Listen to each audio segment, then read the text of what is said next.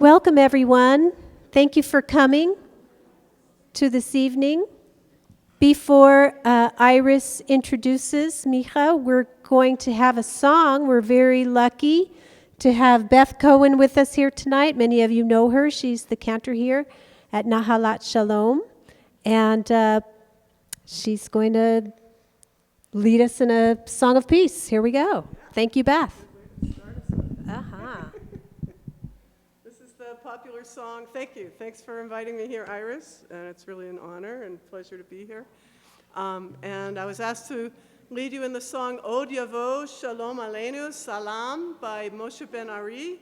And it's a great way to start off, and because it means peace will, let's see, Od Yavo, the words are Od Yavo Shalom Aleinu. Good. And then we sing that 3 times. Od Yavo Shalom Aleinu. Od Yavo Shalom Aleinu. Ve'al Kulam. And it means peace will soon come to us and to everyone. And the second part of the song is Salam. Salam. Aleinu ve'al kol ha'olam. Aleinu ve'al kol ha'olam. So peace, peace will yet come to the whole, peace upon us and upon all the world. Salam, Aleinu ve'al kol ha'olam. And salam, salam. And I know a lot of you know it. Sing out with me.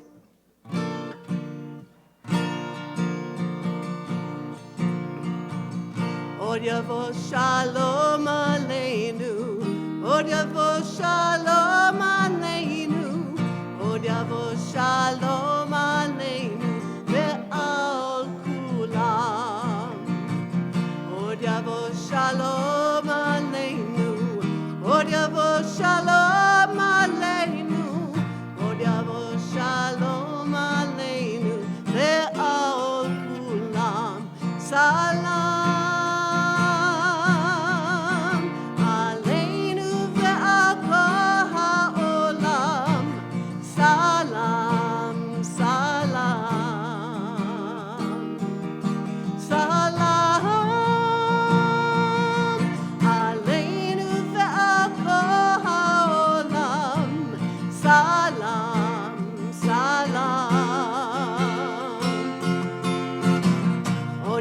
Shalom Aleinu, Od Yavo Shalom Aleinu, Od Yavo Shalom Aleinu, Ve'al Kulam.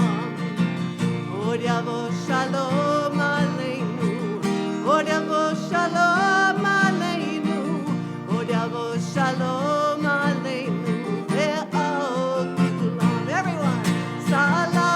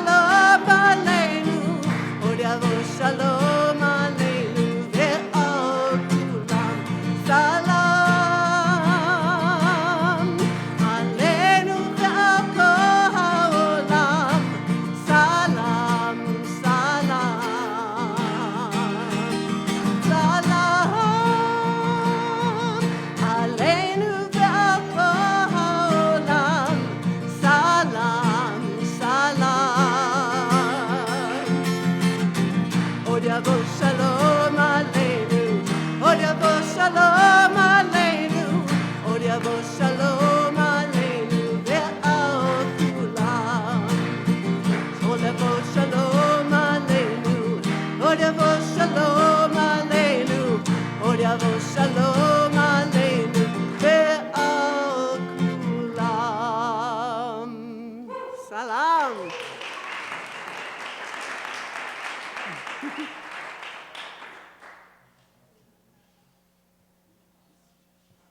Well, welcome. It's really nice to see everybody here. We were trying to guess how many people would come, and it's just perfect. Thank you all for coming and to hear talk about a subject in the news that just simply will not go away. And one time when I was on my last visit to Israel, Palestine, I saw there was a friend of mine, an Israeli peace activist, and she had this beautiful lantern with cut letters in it in Arabic and Hebrew. And I said, well, what does that mean? And when you light a candle in it, the letters just like jump up at you. And she says it means it won't be over until we sit down and talk. And I always think of that lantern and think of her. And she's right. There's no avoiding the issue. And so I'm very glad to be in Nahalat Shalom, which I learned in organizing for this event. From my friend Micha, is one of the few real sanctuary places that believes in an open tent, that believes in open conversation, and everyone is welcome because we know it won't be over until we all can sit down and talk together and be together and work it out. And so I'm very thankful to be in Nahalat Shalom, and I'm happy that they believe in the open tent and that all are invited here to speak. And I met my dear friend Micha when he was in Taos, and I always tell people he lived there about 3 years, but it was sort of timeless. I had no idea how many years you were there. It seemed like a long time. And he had long Rastafarian hair, and he walked around in blue flowing robes. And we would talk and have these incredible conversations. He'd tell me his dreams for grassroots Jerusalem and this, and we would have these conversations. And I'm like, I think, Micha, you're going to have to cut your hair for success. And he did. And he looks very different now than when I met him, but we're very excited that we're going to get to go up to Taos again on Friday, where he's going to speak. Micha was born and raised in Jerusalem to parents who are, his dad's American and his mom is from Canada. And when I was there in 2010, his mother was a very, very gracious host to me. I was there I call it the summer of the Mavi Marmara. I used to watch on TV with his mother as the boat was getting closer to Gaza, and she would be translating to me what they were saying on Israeli TV and everything. And she's like, oh, no, there's not going to be any violence, I'm sure of it. They're going to let the boat through. How wrong we were. But Micha's mother, the apple does not fall far from the tree, because his mother was a delightful person to be with and a very gracious host.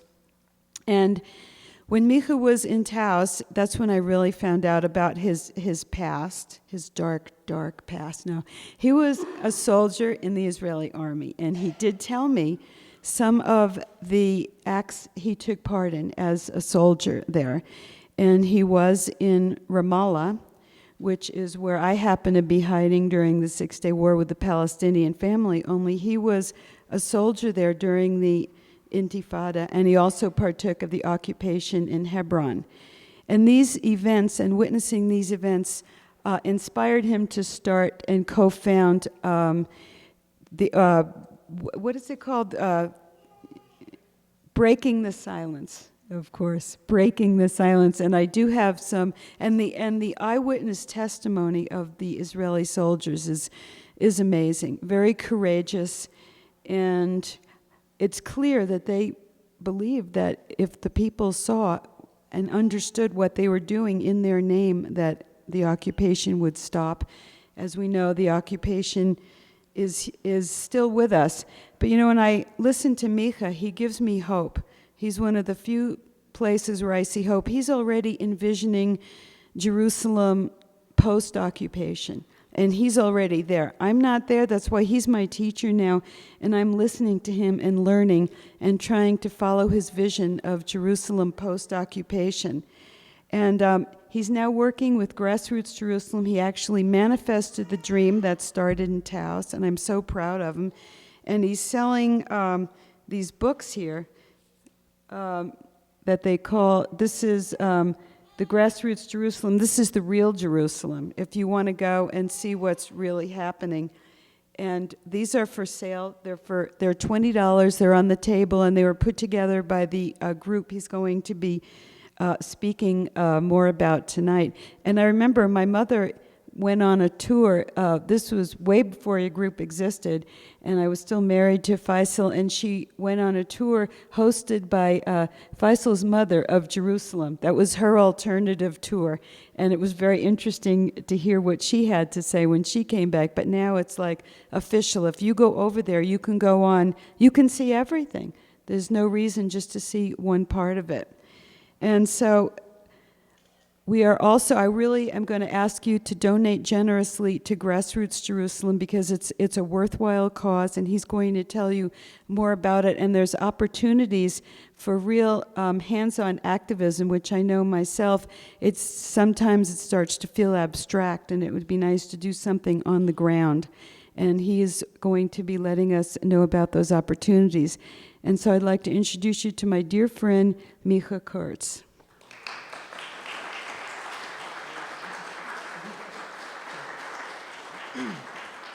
Thanks, Iris. Iris is my New Mexico mama. She's very proud of me. I'm very proud to be her Jerusalem son. Thank you all for coming. What I figure I'd love to do is kind of an opportunity, and come to think of it, I just spent a little time in the Bay Area at Rabbi Lynn's house, right? And so she talked a lot about here and her. We immediately became excellent friends. We met about 2 weeks ago, and she's my new BFF, and there are all sorts of plans with Lynn that I'd love to tell you about, but that's for some other day. Today, what I'm hoping to do is give you all an update that I think you all deserve after what I would consider one of the worst summers we've ever had. Obviously in Gaza, and I think while the whole world was focused on Gaza, justifiably so, what was eclipsed was violence that was happening across the West Bank and in Jerusalem in particular. And there are certain realities when it comes to the occupation itself, even within our own movement, within the choir. I kind of, for this trip at least in the States, my target audience wasn't new groups. I wanted to meet the choir, because I think as a choir, we're not doing well enough. As a movement, as an anti-occupation movement, we can do much, much better. And the way I'm going to suggest to do that tonight is to focus this time just on Jerusalem, on the Jerusalem district. Because for me, it allows me to transcend a certain discussion that is constantly happening, that we're going to have more and more, that's late to happen, about the one-state, two-state solution and how realistic that is. But maybe one of the ways to actually approach that is to discuss actual realities. In Jerusalem, since it's kind of this, it's the largest metropolis area in both Palestine, in what we call Palestine and Israel, and in essence, it might be the most important city in the Holy Land. It allows us to actually discuss, I think, maybe the epicenter of the occupation itself. And there are two updates. One is the long-term one, just to understand the dynamics, what's happening in Jerusalem. And two is what just happened this summer. I'll start with the long-term one, so we get a little bit of context to what this summer looked like. For one, what many people don't realize in Jerusalem is a lot of the basic realities for Palestinians in Jerusalem.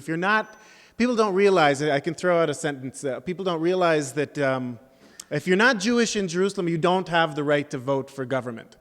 A lot of people around the world don't realize that. We think that, Israel uses democracy as a title, but in fact, Jerusalem is kind of a different story, as obviously is the West Bank and Gaza. But to start to describe policy in Jerusalem, to understand the history of it, it's easiest for me to use, to tell the story, a little bit of a historic story. So I go decade by decade, and I'll try to make it as fast as possible.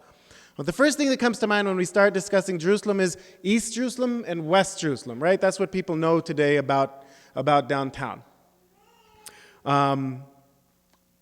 Problem is, when it comes to that kind of history, or West Jerusalem, we know that how many of us know West Jerusalem is the Israeli side, East Jerusalem is the Palestinian, so that we all know. What we don't realize is that that's actually very new terminology, right? That's only since 1948. which is as far back right now as Israelis tend to remember when it comes to our discussion about the occupation. East and West Jerusalem didn't exist in 1946. It was actually a mixed metropolis. It was a cosmopolitan metropolis where Jews and Muslims and Christians lived side by side. There were different neighborhoods. There were even mixed neighborhoods. And the city was actually a north to south city. The northern suburb of Jerusalem was Ramallah. The southern suburb of Jerusalem was Bethlehem. East and West happened finally when about 2,000 Jews had lost their homes in what became East Jerusalem, or what became actually the Hashemite kingdom of Jordan. And about 39,000 Palestinians from 30 different neighborhoods and villages were displaced out of what became West or Israeli Jerusalem to the other side, and to be dealt with by the UN agencies and the kingdom of Jordan. Once those Palestinians were displaced and it remained only Jewish, was the armistice line actually drawn, and the border, in essence, was drawn. And that's when, since then, we've been using the term East and West Jerusalem. Part of what people don't discuss, also when we discuss the occupation, is what happened over the following decades. In the early 1950s, the Israeli government passes the absentee landlord status laws in violation of international law, saying that if the landowners or the property owners aren't in the city or aren't in the country, then the land is confiscated or nationalized, and the government can do with it what it pleases. That was specifically designed around the Palestinian refugee status in Jerusalem. The other thing that happened in the 50s was many Jewish Arabs were brought from Iraq, from Kurdistan, from Morocco, and were put in absorption camps in the 50s. I can show you on a map the different areas. We actually have maps handy. For 3 years in what were, in essence, refugee camps, and then allowed to move into the old abandoned Palestinian neighborhoods and further into public housing. Public housing today is still something we deal with, mostly, though, only that population. I live in a Kurdi in the Katamon area. I don't know how many of you know the Katamon area. That's a Kurdi neighborhood. That's old public housing. They're the only people that I know. I mean, I'm a white Ashkenazi Israeli. I grew up in the Katamon as well. But I don't know anybody Ashkenazi that has ever had to deal with public housing. Still, the Kurdi and Moroccan and Iraqi population still deals with public housing, even though over the last couple of decades we've privatized it almost. So that's an issue that we don't deal with. And I think it's part of the discussion about the occupation. I don't think it's separate, especially when it comes to realities, urban realities in Jerusalem. This is the 50s and the 60s, though.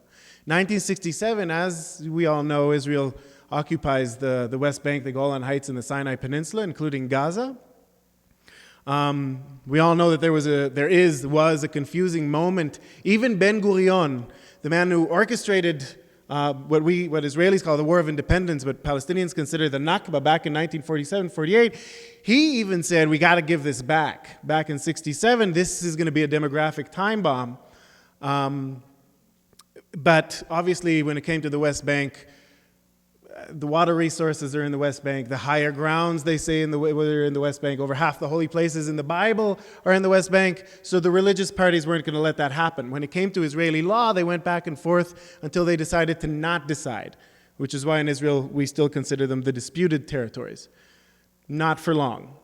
Jerusalem was another story. Jerusalem, they knew they wanted, right? The Wailing Wall, the Western Wall, and the Old City. But you'll notice if you've been for a visit, the Old City isn't the highest point in the area. The Mount of Olives or Mount Scopus is higher. And it was obvious that the new borders would need to be drawn. The job was given to a guy named Rechavam Ze'evi. Do you remember him? Nicknamed Gandhi. He was Minister of Tourism. He was assassinated in 2003 at the Seven Arches Hotel in Jerusalem. At the time, he was a general in the IDF, and he put together a committee to redraw the borders of Jerusalem. The committee's guidelines were very clear. As much land as possible with as few Arabs as possible. So the new borders of Jerusalem, instead of just the radius of neighborhoods around the old city, now reach all the way up to the southern tips of Ramallah and all the way down to the northern tips of Bethlehem. That's as big as they can make the new Jerusalem without incorporating the suburbs up and down the road. if a map would be helpful, I can see one open over there. Iris, do you mind? There we go.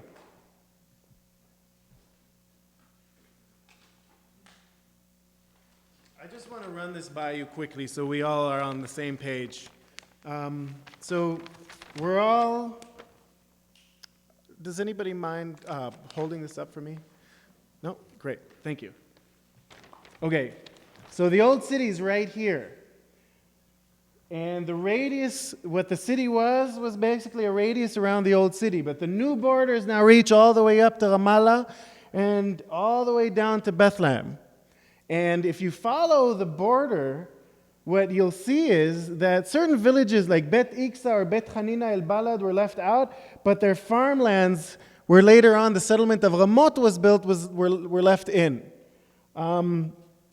Let's see what else. Chizme, where's Chizme here, or Kalandia up here, they were left out, but their farmlands this is Chizme, and Jabba is over here. The farmlands that connected them with the neighboring villages of Shuafat and Bet Hanina, they were left out, but later on, Pisgat Zev and Neve Yaakov were built on those farmlands. So this was kind of, if you follow the border of Jerusalem, you'll follow the logic of those city planners at the time. This is 1967, immediately after the war. Thank you, sir. 1970s, Israel noticed that there would be a demographic problem. I don't know, for those of you who have been for a visit, maybe you've also been to Tel Aviv. You will have noticed that Tel Aviv is the more fun city to hang out in. The beach, the boys and girls are prettier, the beer tastes better. It's just, for Israelis, it's the better city. My friends have all gotten married and went to raise their kids there because Jerusalem's just not it. But at the same time, during the 70s, young Palestinian couples were coming from all over the West Bank to Jerusalem because that's where people would find a job. The market was growing. The El Hakawati Theater was there. Obviously, politics and religion are in Jerusalem. So young Palestinian couples were coming from all over the West Bank, and Israel noticed that was a demographic issue. Now, if you check the website, the municipal website, it has an order given by the Ministry of Interior to maintain a demographic. A 70% majority of Israelis needs to be maintained in Jerusalem. I don't know of any other city in the world that actually has a racial demographic benchmark. Ours does. Still, right now, there's about a 60% majority, which means the Israeli government has not reached its benchmark. The two priorities that were made in the 70s were one, as much Israeli development as possible, which meant all the new big bulky neighborhoods, the suburbs, or in essence the settlements that were built on the other side of the Green Line were built. This is Gilo, Ramot, Pisgat Ze'ev, the French Hill. You've probably all been to these areas. Growing up in Jerusalem, I had no idea that they were on the other side of the Green Line. There aren't signs saying this used to be a border to a neighboring country. Neither are there lines in the maps in our history textbooks. So for the most part, Israelis don't realize that 300,000 of the Jerusalem residents in their capital are actually settlers, whether they know it or not. That was priority number one, and when it came down to it, it meant residential areas, it meant new roads, new community centers, new schools, new strip malls. For a moment, actually, Jerusalem had more strip malls than most Western cities in the world. It grew really quickly. That was priority number one. Priority number two was to freeze Palestinian development as much as possible. No new neighborhoods have been built in the largest Palestinian metropolis since the Israeli occupation.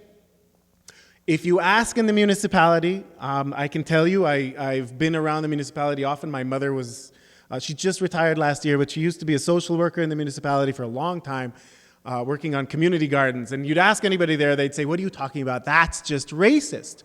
And they're right, it is just racist. You won't find that in black and white. What you will find, however, are municipal bylaws and guidelines. And in Jerusalem, we have what we call the green zoning laws. They're worded beautifully. Progressive, environmental, they're great. But what you'll find, they'll say, in order to maintain the rural, village-esque atmosphere of the Arab neighborhoods in Jerusalem, you're not allowed to build beyond the current urban line. Or for similar reasons, you're not allowed to build above 4 stories high. So there has been no development in Palestinian neighborhoods. As a result of obvious population growth in the largest Palestinian metropolis that was only growing over those years, young couples didn't have a choice but to move out to the suburbs. So Abu Dis, if you visit Abu Dis and El Azariya or Bethlehem and Ramallah today, you'll notice they're densely populated areas, and they feel like the center of town. They feel like an industrial zone, while the center of town kind of feels a little bit suburban. Right? This is a result of Israeli planning policy, basically. So this was going on in the 80s. Another thing that happened in the 80s is 1982. I don't know how many of you know, Israel doesn't have a constitution. But what we do have is our constitutional laws. And in 1982, Israel passed the constitutional law that says that Jerusalem is the united, undivided, eternal capital of the Jewish people in the state of Israel forever and ever, et cetera, et cetera. What that meant for Palestinians living in Jerusalem was, if you were there during that time, first, you were counted probably right after the war in 1967 during a military census. And now in 1982, you received a very unique legal status. It's called residency status. Palestinian residents of Jerusalem have kind of like a green card in the United States. It comes with certain rights, like health care, even though that's not as accessible if you live on the other side of the wall. School, higher education, even though, again, that's not as accessible. But also it means you don't have the right to vote for government. You only have the right to vote for mayor, which is an eternal debate within Israelis about Palestinians in Jerusalem. Now, if you follow politics in Jerusalem the way I do, you'll realize very quickly that decisions about Jerusalem aren't made in the mayor's office. They're made at the prime minister level. Right? The prime minister decides whether or not there are going to be new Palestinian neighborhoods or a new settlement. No prime minister has allowed new Palestinian neighborhoods or any Palestinian growth for that matter. Palestinians promptly choose to boycott that vote. So this is since 1982. And in the 80s, those Palestinian suburbs grew, and finally, again, in the last thing I forgot to say about residency status is you're not allowed to leave, right? If you leave for more than 3 years, you lose your residency status. Even though your great-grandparents and you yourself may have been born in that city, you're still not allowed to leave it. If you leave it, you lose it. And this is true even if you move out 2 miles up the road to one of the suburbs. And that really got confusing in the 1990s, during the big peace decade, when Israel planted checkpoints in between the suburbs and the central business district, in essence, limiting commerce for the workforce and the business inside. Now, this got even more confusing in 1995, when the Israeli Ministry of Interior coined the phrase, the center of life. This is specifically about Palestinian residential status. This is when Israeli border police only began, they still do this to this day, but they implement midnight raids across the Holy Basin, in the Old City, in Palestinian neighborhoods inside the municipal boundaries. Midnight, they knock down a door, there's a raid that happens, they pour the belongings of the family on the floor, the bedroom, the living room, and they interrogate the family and they ask, where do you work? Do you work in Ramallah or do you work in Jerusalem? Do your kids go to school in Abu Dis or do they go to school in Jerusalem? Because if you work in Ramallah, your kids are in school in Abu Dis, and we can't find your underwear here, then you lost your residency status. You obviously don't live here. And thousands, tens of thousands of Palestinians who were born and raised in Jerusalem lost the right to come back to town. As a result, by the end of the 90s, young couples and young families from all over the suburbs started moving back in with their folks. Now, Palestinians have big families. And when they started moving in with their folks, you'd knock on a 2-bedroom apartment in the old city, and it'd have 45 people living in it, because they didn't want to lose the right to live in the center of town. It got really densely populated, and people wonder why tension levels were rising during the 90s towards the Second Intifada. Now, don't get me wrong, it's not that I don't know the other side. A little bit about me is I grew up in West Jerusalem as a scout. I was very proud. In essence, I started preparing for my military service from the 3rd grade. I wore a uniform. And started crawling underneath trees, preparing for I really wanted to be a combat soldier. And in the 90s, so many buses were blowing up, and I was, cafes and bars. I really wanted to go serve my country. And so I did. I had not made a Palestinian friend. We have segregated education. So Palestinians grow up in their schools, and I grew up in my schools. We even have segregated bus systems in Jerusalem. So we don't actually have an opportunity to meet one another. It was only during my military service when, after 6 months of basic training, I ran into the first, because my parents were kind of peaceniks in the 90s, so we didn't hang out in the settlements. But I came to my first settlement in Hebron, and came across my first Palestinians in Hebron as well. And what became obvious in Hebron over time was we're not there to just protect the settlers. We're there to support and enable their expansion.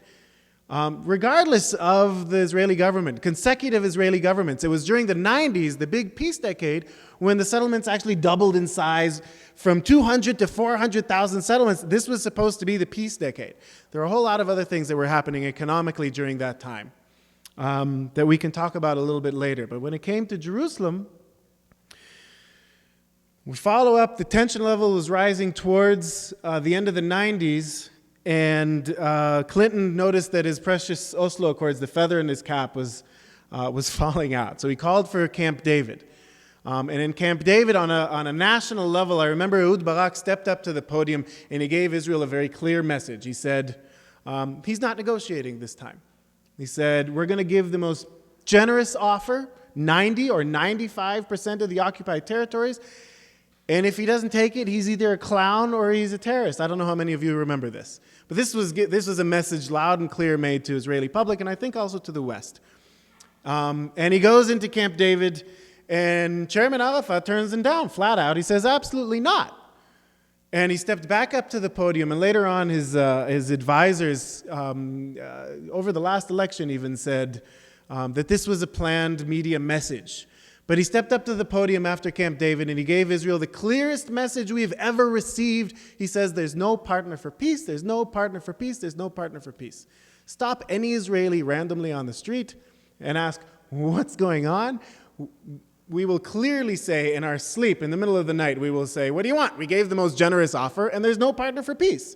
That is the most consistent message we've received for decades. When it came to Jerusalem, they also set the Clinton parameters. Clinton said quite simply, look, wherever Israelis are living will be an Israeli capital, wherever Palestinians are living will be a Palestinian capital. Simple, right? Not really. At this point, the Israeli government asked, wait a minute, are you going to make us move the big bulky settlements out of the way? And at that point, Dennis Ross and Chairman Arafat say, no, you can keep your big bulky settlements at this point. All we want is the old city and the Holy Basin, not even the whole old city.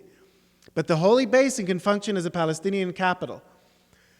At this point, the Israeli government shifts gears using the settler movement and plants settlements. In almost every single Palestinian neighborhood today, there are settlements that are growing, not to mention big, bulky ones. The blueprints are all drawn up for the green zones, the empty Palestinian-owned lands for new Israeli Jewish-only residential areas to be built, making Jerusalem the largest Palestinian metropolis, an impossible option for a capital. A few months later, Arik Sharon took a walk on the Temple Mount, declaring, he made a comeback to politics, and he declared that this was Israel and anybody can take a walk whenever they want. This is very relevant to what's happening today in Jerusalem, because today is a very different story when it comes to the Temple Mount. But at that point, he needed to be accompanied by hundreds of Israeli border police. All hell broke loose, and the Second Intifada began. This one was bloody, and it was violent. And the Bush War on Terror was happening. You guys were, for some odd reason, attacking Iraq. And nobody got the opportunity to ask, wait a minute, why did Chairman Arafat say no to the most generous offer? Remember that? We didn't get a chance to understand that. What we never understood was what Barak was saying back then is very similar to what Netanyahu still says in English today. In Hebrew, we have a very different discussion. But in English, what we at least say is, we want to hold on to the settlement blocks. We don't want to displace what are today probably close to 550, maybe 600,000 settlers. But we need to locate and understand where these settlement blocks are. Right? The first settlement block is Ariel. It's for all other purposes, it's a beautiful suburb. Right? Red rooftops, a university now. It has swimming pools. What else can we say? Strip malls. It's a beautiful suburb of Tel Aviv, maybe 40-minute drive depending on traffic. It also happens to sit like it sits in a way that cuts the northern, what Sharon later called the northern and the central Palestinian cantons, and also sits atop one of the largest water aquifers in the West Bank, leaving the Israeli water company Mekorot in control of over 75% of the Palestinian water. The second settlement block is the Jordan Valley, leaving Israel in control of the international borders. And the third, and maybe for me the most important settlement blocks, are Gush Etzion and Ma'ale Adumim, leaving Israel in control of the largest Palestinian metropolis and the capital itself, also cutting the southern canton from the central. And in essence, this map was never drawn up for Israelis to understand, still hasn't been. And I can imagine Arafat at that table was thinking, I just went down in history as the guy that signed off 78% of historic Palestine. Now, of the 22%, these people are expecting me to say yes to a country without international borders, without a capital, without water, and without territorial continuity. His answer was no. But all we heard on the news was, there's no partner for peace, there's no partner for peace. Terrorist or clown, there's no partner for peace. Loud and clear. And the second Intifada began, and this is when I was in the army. We were going in and out of Palestinian cities. We flattened Shechem, Nablus. We flattened Jenin. We put Nablus under curfew for months on end. We surrounded Chairman Arafat and his headquarters in Ramallah. We put the Nativity Church under siege. It was insane. It was as violent as things could get in Palestine. And the solution the Israeli government said was, we got to build a wall, right? Remember the wall, the separation wall, which made sense back then if it's sold properly. It was also during the drums of war were heard all over the world. This is Bush's big war on terror, and that justified the wall. And what nobody noticed at the time, or not enough people noticed at the time, was the wall was built 80% on Palestinian lands, annexing acres and acres of farmlands surrounding Tulkarem and Kalkilia were both metropolis areas. Surrounding them 360 degrees, they competed with the Netanya and Herzliya economies. Now they're surrounded 360 degrees and they have an 80% unemployment rate in those cities. And farmers can't make it to their farmlands anymore. So that's an industry that's dying, a Palestinian industry that doesn't work anymore. In Jerusalem, what it meant specifically was finally what the wall has done, an opportunity for Jerusalem, to redraw some of the borders. So the wall today, even though Palestinian residents might live in Kufr Aqab, they live on the wrong side of the wall. So Israel does not, even though they're tax-paying residents, they don't receive any services whatsoever. Waste management, schools, healthcare centers, that don't exist. It's on the other side of the Kalandia checkpoint. Same goes for the Shafat refugee camp. The only way in and out is through checkpoints. They are surrounded by walls. And it was an opportunity to cut off an entire population from the city. The other effect the wall had on the largest metropolis is if you cut, and you can imagine what would happen to Albuquerque maybe, or what would happen to Manhattan if you cut Queens and Brooklyn off from Manhattan. Right? What happened in Jerusalem is 5,000 Palestinian businesses shut down in a decade. And the unemployment rates on the other side of the wall in Abu Dis and Azariah reached 75% this year. That's an insane statistic. That's a result of Israeli policy in the wall. That has nothing to do with security. This is urban development issues that we need to discuss more clearly. This was back in 2004, right? This was back during the second Intifada. By now, what's happened as a result is when it comes to dropout rates in schools. The Israeli administration, the Israeli municipality won't build new schools. It's built maybe 3 or 4 over the last decade because it received 2 Supreme Court orders, the mayor. The first one he refused, the second one he built 3 new schools. There's almost a 50% dropout rate because there simply aren't enough schools for kids to go to. If you're a student, you finally managed to graduate from high school and you want to continue to your academic studies, and Palestine is an educated and proudly educated society. But if you want to go to school in Jerusalem, you have 3 options. 1, you can go to school in Mount Scopus University, the Hebrew University, and not your mother tongue. The majority of kids in Jerusalem won't speak Hebrew to that level. 2, you can go to the Kurz University, which is no longer a 30-minute walk from the old city. It is now an hour and a half's drive, depending on traffic or checkpoints. And even if you do get a degree from that school, which is now raided on average every 2 weeks by the Israeli border police with rubber bullets and tear gas on campus, but even if you do manage to complete a degree, it is not accepted by the Israeli academia. So you come back home to Jerusalem and still receive minimum wage. Or you can leave the city and go study in Bir Zeit or come study at Berkeley. But if you leave the city for more than 3 years, and it takes on average of 4 years to get a degree, you lose your residency status. So without a job, without anywhere to find a house, without an education, young Palestinian couples will not find a future in the largest Palestinian metropolis and so-called future capital. It's not just a military occupation, it's an administrative one. And that's what I hope the world understands. Right? Jerusalem is its own can of worms. It's not all that it is different, but it's not all that different from realities in the West Bank or in Gaza, which can be way worse or way better depending on where. But just to take that as an example. To this summer.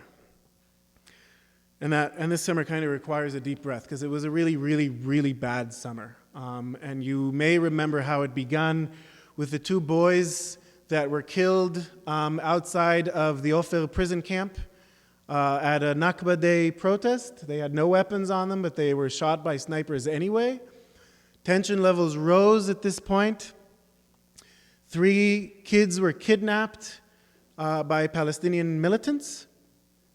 Israel accused the Hamas. The Hamas said, no, we had nothing to do with this time. And again, if you were listening to at least Palestinian media or alternative media to the Israeli mainstream, you would have learned very quickly because they said we have nothing to do with this numerous times. But nonetheless, Israeli media and the Israeli government time and again accused the Hamas, and their solution, while the kids were kidnapped and missing, was to raid hundreds of villages across the West Bank and arrest over 1,000 people for mere association with the Hamas political party. And so tension levels grew on the Palestinian street and on the Israeli street as these 3 kids were kidnapped. And by the time 3 weeks had gone by, tension levels were at an all-time peak, and the bodies were found. And at a very national funeral where the prime minister gave a speech, he used the word revenge in his speech. And that evening, for the first time I have ever seen in Jerusalem, lynch mobs marched down Jaffa Street, over 150 Israelis searching for Palestinians to hurt, to wound, to kill. This is what was happening. They were chanting death to the Arabs. And the next morning, Muhammad Abu Khder from Shuafat, a 16-year-old kid, was kidnapped and burned alive at a forest just outside of Shuafat. And tension levels exploded. And these lynch mobs roamed the streets for weeks.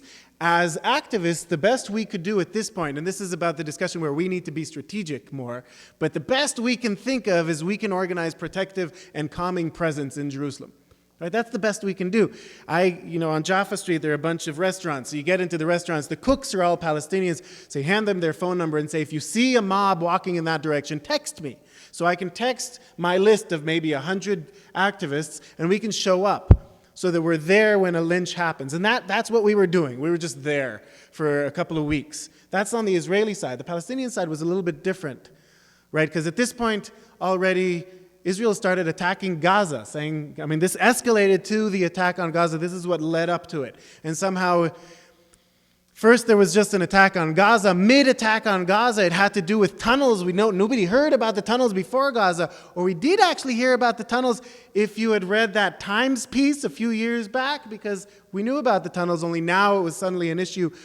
So it just escalated and escalated and escalated, and tension levels rose across the West Bank and in Jerusalem as well. And on the Palestinian side, I work in a Palestinian organization called Grassroots Jerusalem. I'm the only Israeli, and my colleagues are walking in and saying, what kind of nonviolence have we not tried yet?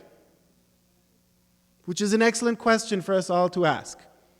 People who show up at checkpoints every single day while tension levels were rising, in Jenin and in Balata, militants chose to not use their arms, which was, I have no idea why. I don't know what I would choose if I were them. But they chose to not use their arms. They chose nonviolence as a resistance. And in Gaza, I don't know what choice they had, but these are still questions that we have to answer when it comes to this kind of tension and the realities. Because my colleagues showed up, we do a lot of advocacy with EU member states to change policy, to understand specifically what's going on in Jerusalem. And my colleagues show up, Fatah members, PFLP members, and they say, I vote Hamas. They're the only ones who managed to put Palestine on the map these days. We know the whole world, and you people in the States are talking about Hamas as a terrorist organization. But in practical realities, Hamas is another political party. The same way Yitzhak Shamir and Rabin and Begin belonged to militias that needed a state before in the 40s and in the 30s. This is the political reality for Palestinians today. And they were saying, I'm going to vote Hamas because they put Palestine on the map the way the PA doesn't manage to do. The Hamas brought Israel to the negotiation table. The PA hasn't managed to do that in a long time. But they also proved that the negotiation table, Israel will not even discuss a siege on Gaza, let alone water, employment in the West Bank, Jerusalem as a capital, not up for debate. Maybe we can get to discuss the siege on Gaza, but probably not even that. And so they proved A, armed resistance worked, and they proved B, that armed resistance doesn't even work then. That was a moment that happened. The two scariest moments that happened to me is that we proved that on the Palestinian side, and that the Israeli side is out of the closet now as racist and violent and proud. These are the two realities that we're dealing with right now in Jerusalem. Now, it's not fair for me to leave you with that without talking about solution and strategy and a little bit about the future. So I'd love to tell you a little bit about Grassroots Jerusalem, the organization I work with now. We've been the largest recipient of aid from the European Union for maybe 3 years. Up until last June, we were the largest EU project in Jerusalem. You see, there are lots and lots of NGOs, international community has invested in Palestine since 1995. And in essence, what it means is, while the contract was given to the Palestinian Authority during the Oslo Accords to administer municipal responsibilities in the Palestinian cities, the rest remained under Israeli military rule, which meant that civil services was dropped. And the international community, as usual, swoops in to save the day for that. So UN agencies, the Office for Coordination of Humanitarian Affairs, Oxfam, church organizations were saturated with international NGOs and millions of euros and dollars that are poured into Jerusalem. The problem is it's treated like a natural disaster. It's treated with similar instruments. The UN uses same instruments in Jerusalem as it uses in Haiti after an earthquake or in the Philippines after a typhoon. And what they do in those places is they create annual priorities for that area for the humanitarian NGOs to deal with.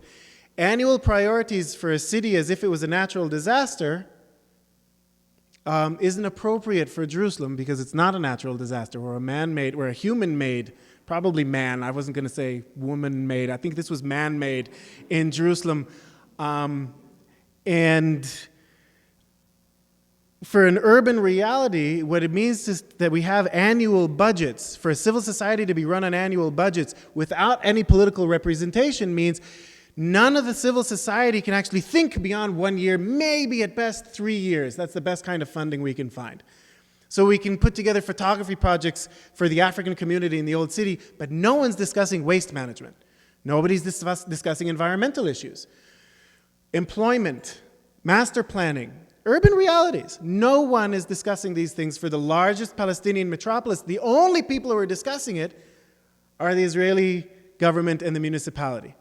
Now, we as a movement, we're really good at clarifying what we are in opposition of, what we're against. We're against the occupation. We're clear that we're against the occupation. Are we suggesting alternatives? We're not so good at that yet.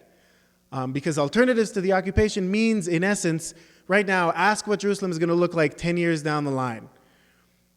When we ask these questions in Palestinian neighborhoods, the infrastructure, the civil infrastructure, the democracy isn't there. Israel doesn't allow it to answer those questions.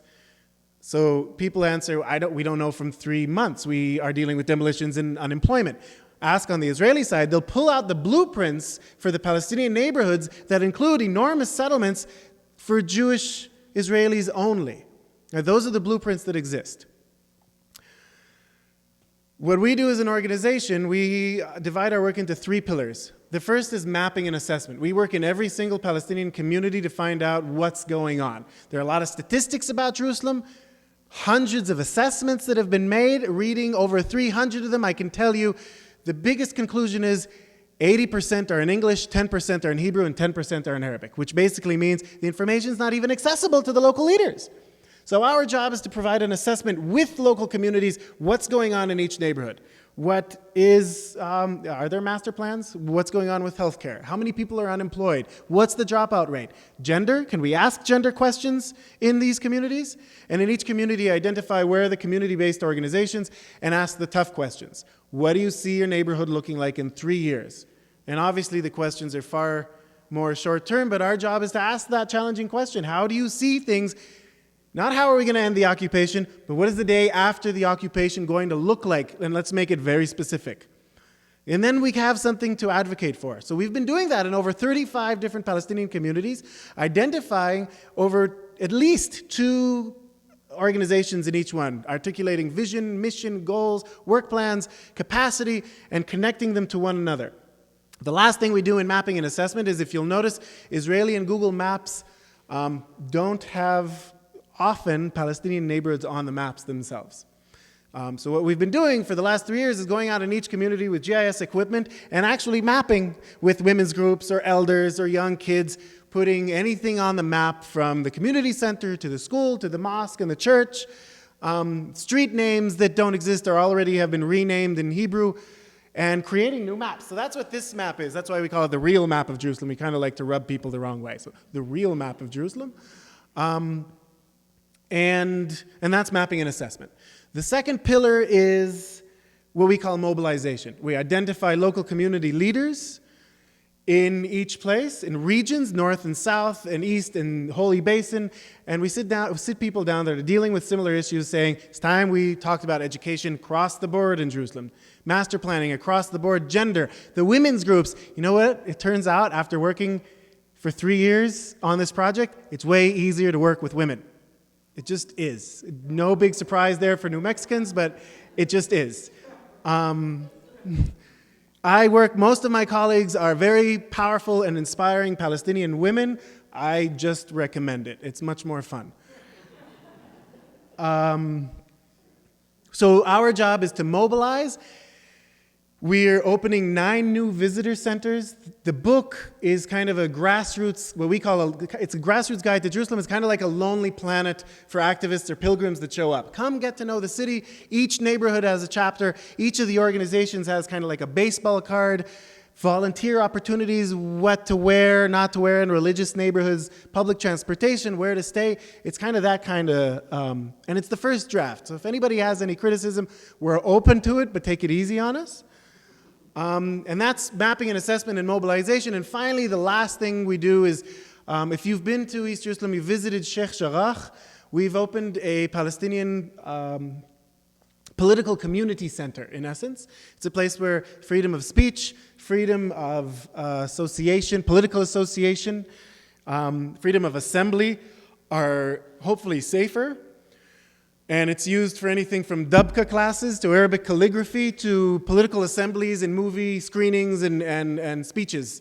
And it's packed all the time with different activities. We also have a small legal clinic with Palestinian lawyers that give workshops across the different communities called Know Our Rights. And we hand out these pamphlets, legal pamphlets, so that people know how to demand their rights and what rights they actually have within both the international law and Israeli law, because it's the Israeli police that they have to quote.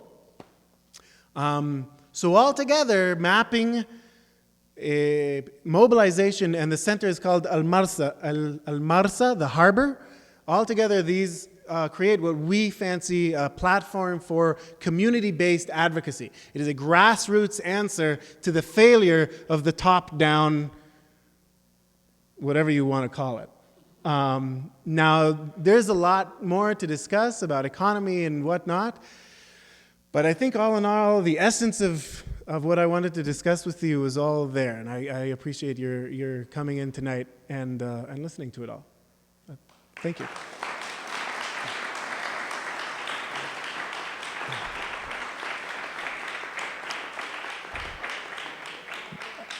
We've got time for questions.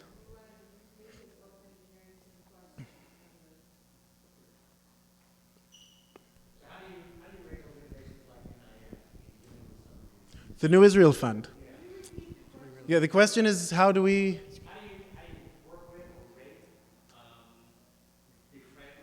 As Grassroots Jerusalem? Grassroots Jerusalem is a Palestinian organization.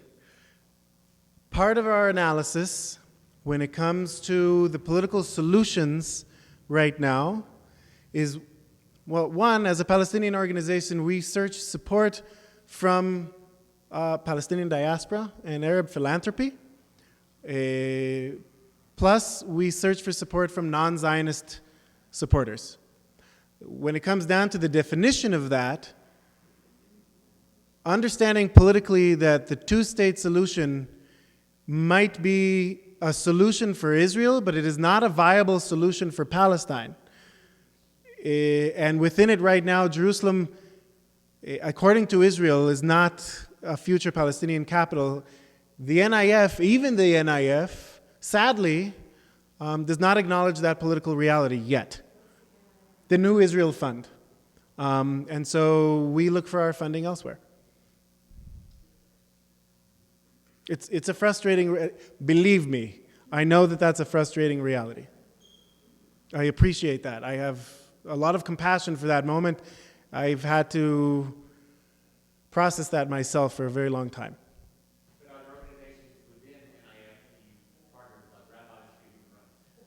As well, are there organizations that we partner with, like Rabbis for Human Rights?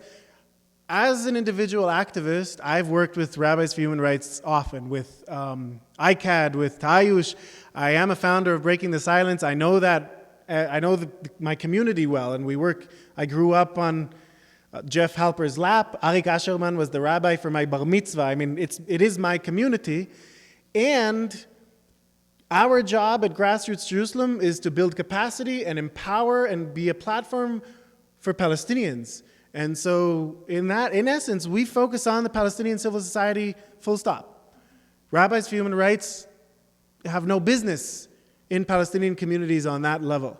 They have a business with this community, and they have a business with the Israeli government holding it accountable, but not in Palestinian communities.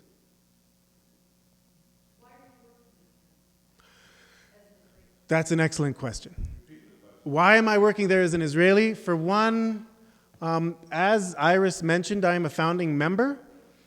To be totally honest, to begin with, I didn't know it would, I didn't realize back then I received a fairly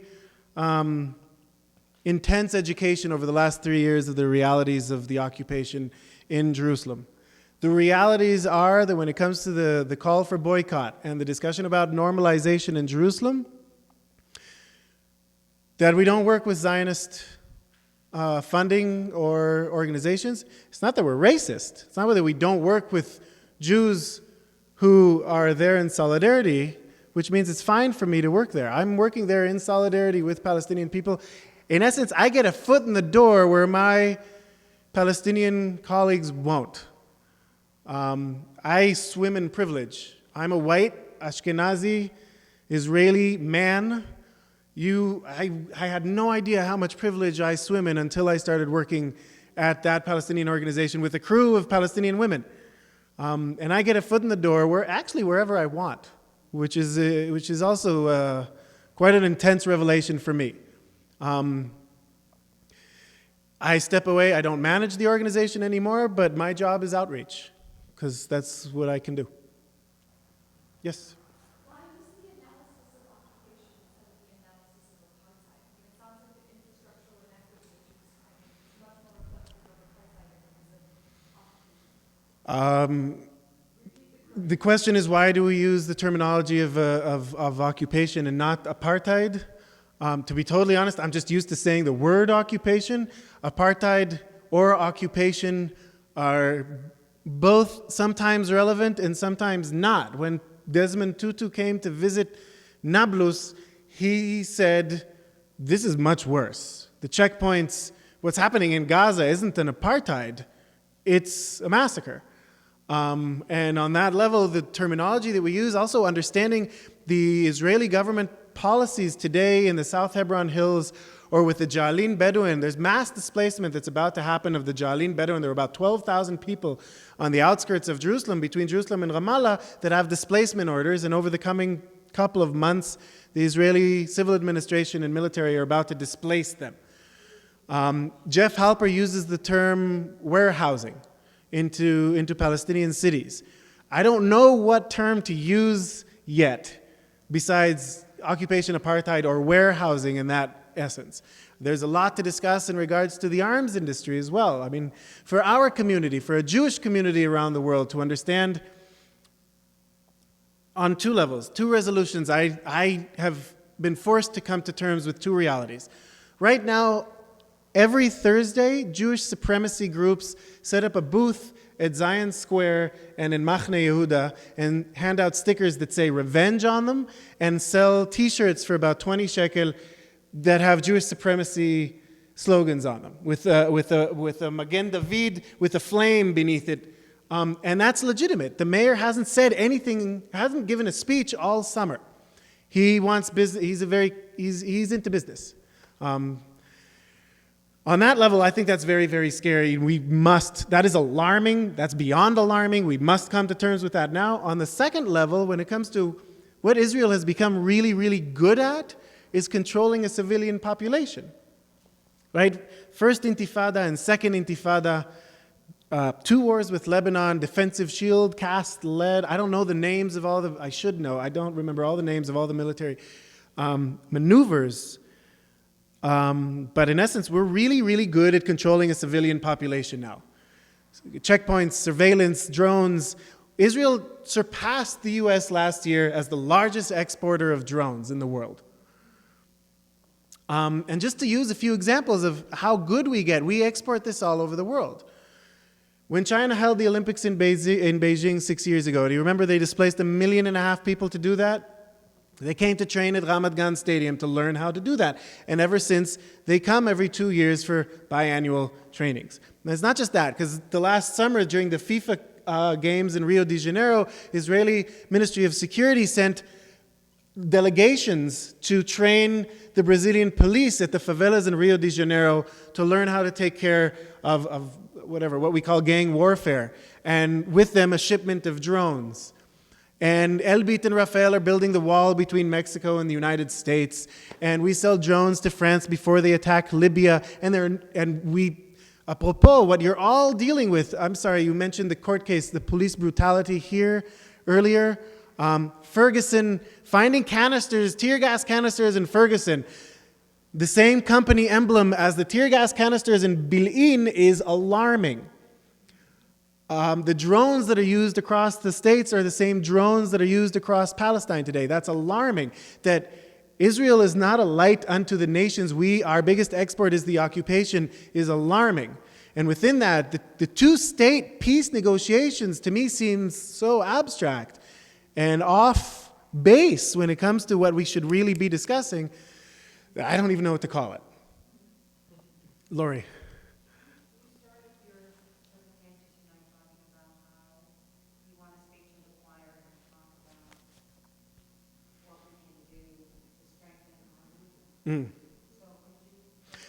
What I really help, Lori, you were asking me to be strategic the way I had mentioned at the beginning of the talk.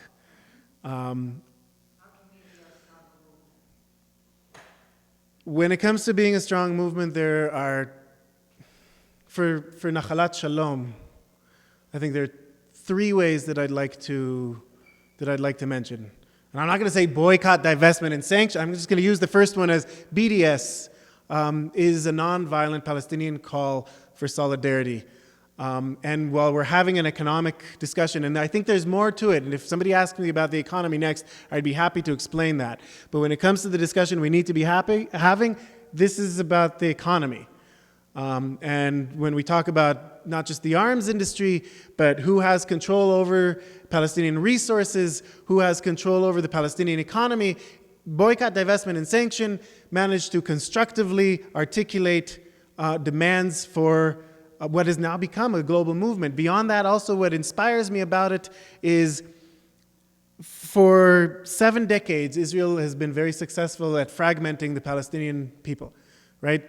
Palestinian citizens of Israel are not going to drop their civil rights plight to join the Jerusalemites in what is more of a human rights plight. But Jerusalemites aren't going to give up the residency and move to the West Bank. And West Bankers, as tough as it is in Area C, A, and B, don't want to move to Gaza.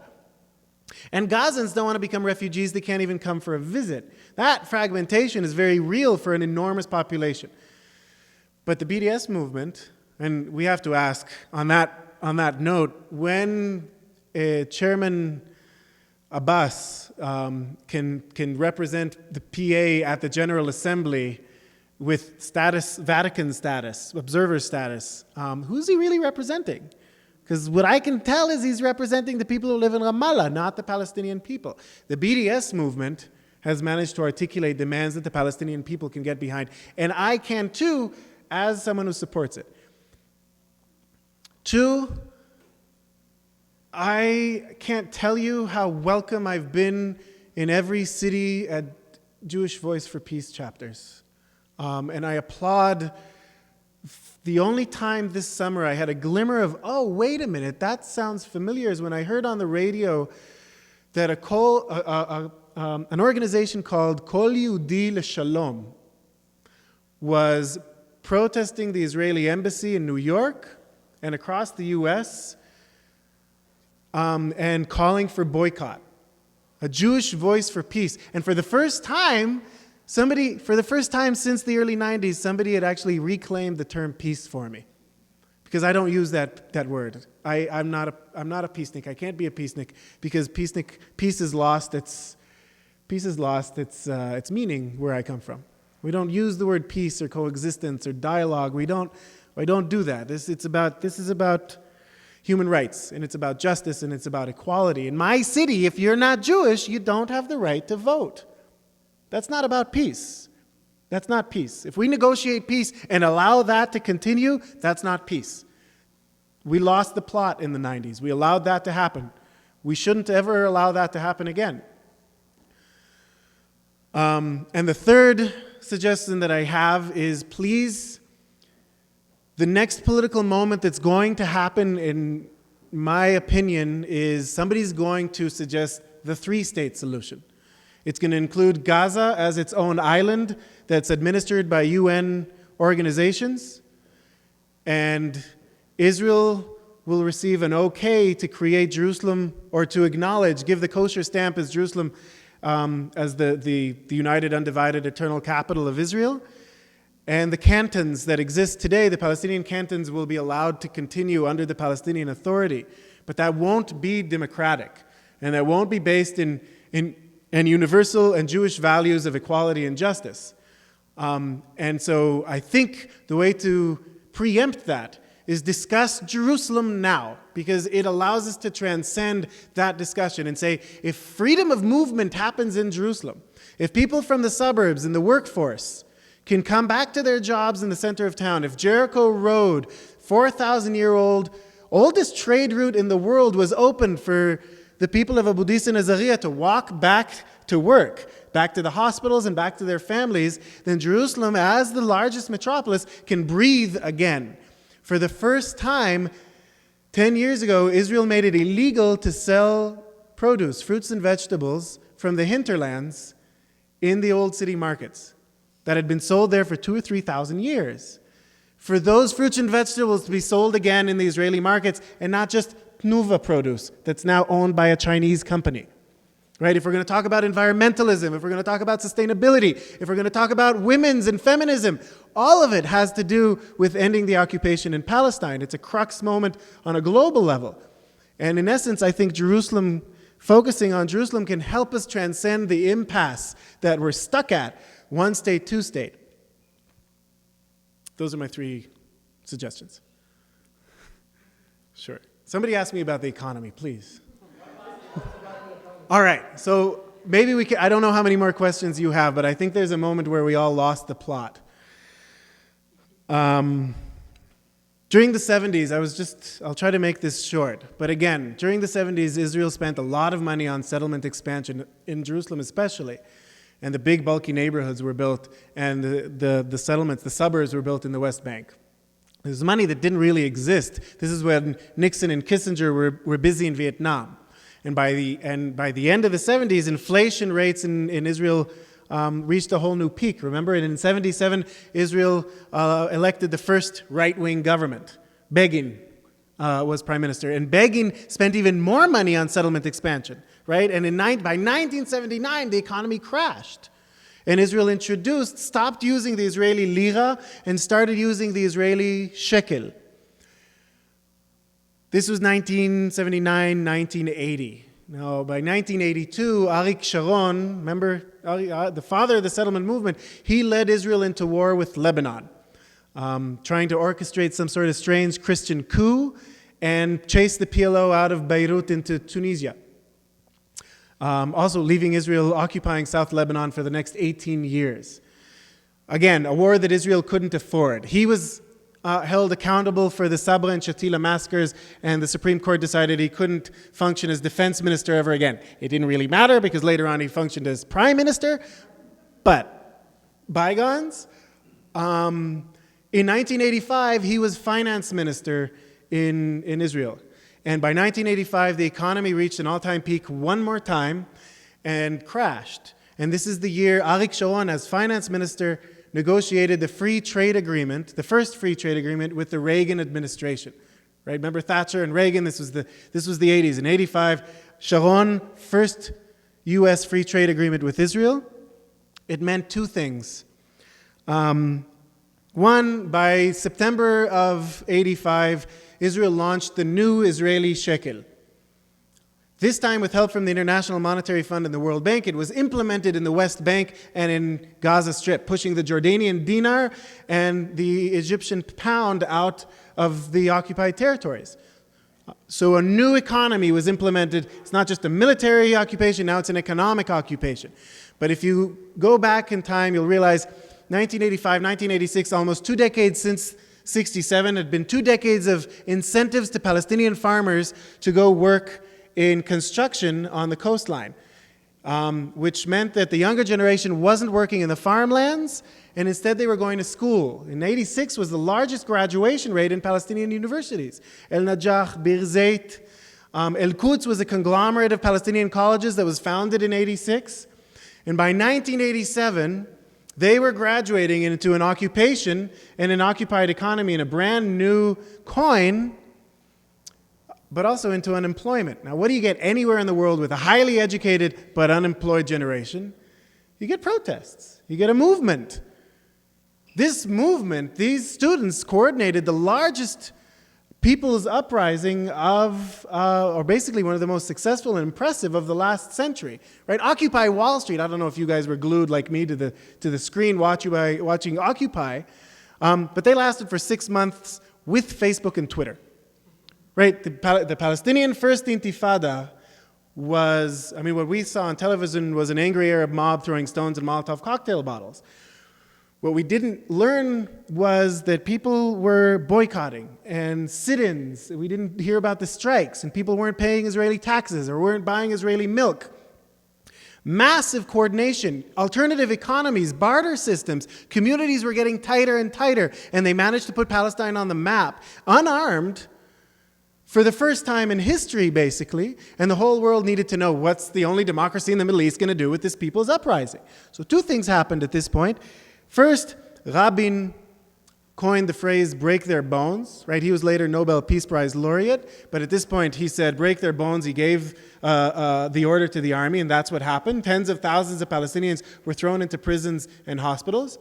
And the second thing was in 1990 was your Secretary of State, James Baker, gave Israel an ultimatum. Stop the fighting or we'll stop the funding. And they sat down in 91 to the first talks in Madrid. This is the first first time two-state solution was heard of. Between 91 and 93, Oslo, Israel clarified. We're not talking about Jerusalem. The constitutional law is already passed in 82. We're not talking about refugees. Those laws were passed in 52. What can we talk about? In 1994, the Paris Protocol was signed. Chairman Arafat, the PLO, were not part of the People's Uprising Intifada in Palestine. They were brought in from Tunis, and they signed in Paris the Economic Protocol, which was basically saying Israel controls the income, the export, and the export tax, and the VAT. They gave the stamp of approval, the kosher stamp of approval, for that coin that Sharon launched in 85. It was a two-state solution that was based on a one-state economy. It was never going to happen, actually, in essence. The Palestinian Authority, or the PLO, received the authority to build the national administration that received responsibility only on, or jurisdiction only over the Palestinian cities, master planning and education, the stuff that Israel doesn't want to deal with inside the Palestinian cities, and that's it. Anything outside is Israel and the international community. The funding that they received from the EU, $750 million annually, that goes mostly for salaries and pensions, goes first through the Bank of Israel, is taxed on the Israeli level, and then distributed to the Palestinian Authority. And if they do something wrong, then Israel, as you know, withholds taxes. That was the deal that was signed in the 90s. The two-state solution wasn't going to happen. Israel controls everything between the Jordan River and the sea. We need to understand that. We need to understand that. Today, the Israeli government isn't discussing a two-state solution. Naftali Bennett's whole campaign for election was, I'm going to be the guy who's going to annex Judea and Samaria. We're going to connect the Palestinian cities with tunnels and bridges. We won't even need checkpoints, and the world will stop calling us on apartheid. That was his campaign, and he won. And most probably is going to replace Netanyahu after the next election. That's where Israel is at. If the Jewish community doesn't wake up to that in the United States, who's gonna? That was my answer to your question about the economy. I know. The last thing I'll do maybe before we're wrapping up is I describe the book. I'll put a plug in. We don't receive funding from the European Union anymore. And right now what we're discussing in Jerusalem is a way to discuss a sustainable empowerment of the Palestinian population, a systematic one at that. Every community has community-based organizations. They need to be coordinated. Civil society must be coordinated, both sides of the wall. This is what Grassroots Jerusalem does. One of our platforms is the book and the center. Like Iris said, we can use the help. And if anybody wants a book in return, that's awesome. We get to spread our word with it. And thank you very much for tonight.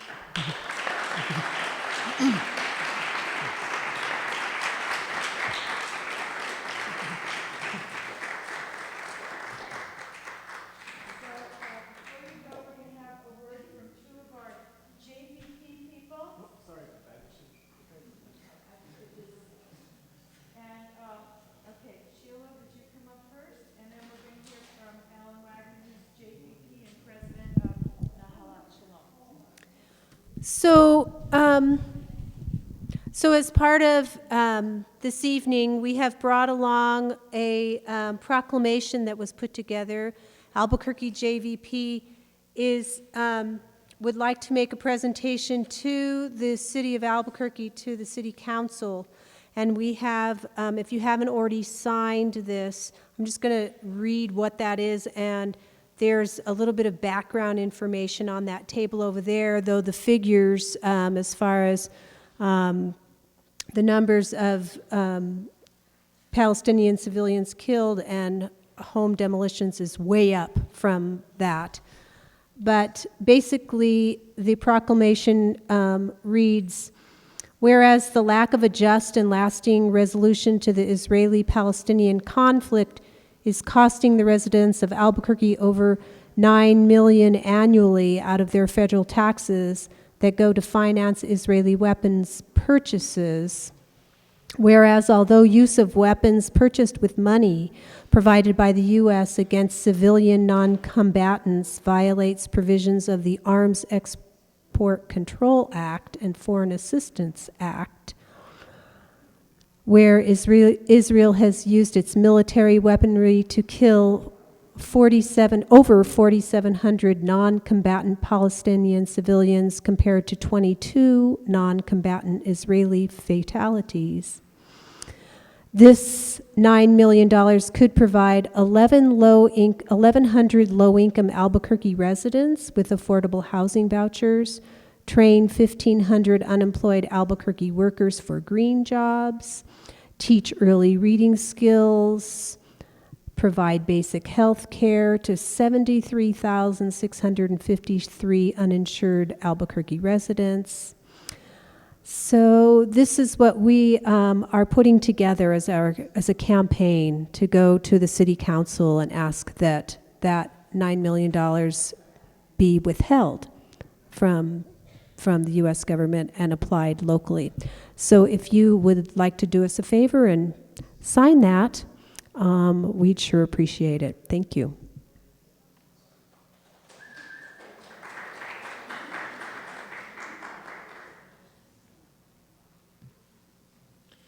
Good evening. I'm on the steering committee of Albuquerque Jewish Voice for Peace and proud of it. And I'm the president of Nahalat Shalom and proud of that. At one point, Micha referred to you all as Nahalat Shalom, and I just wanted to clarify. JVP and other groups have rented Nahalat Shalom for this event.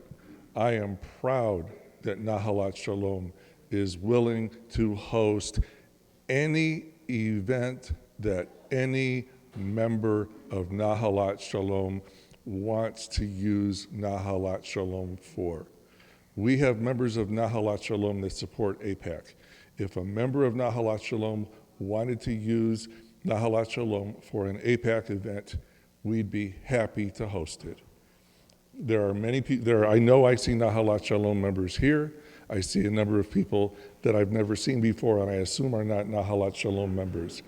If any of you are Jewish and are looking for a congregation where you are allowed to think for yourself and think whatever you want and put on any kind of program that represents what you think, you found a home here. Welcome.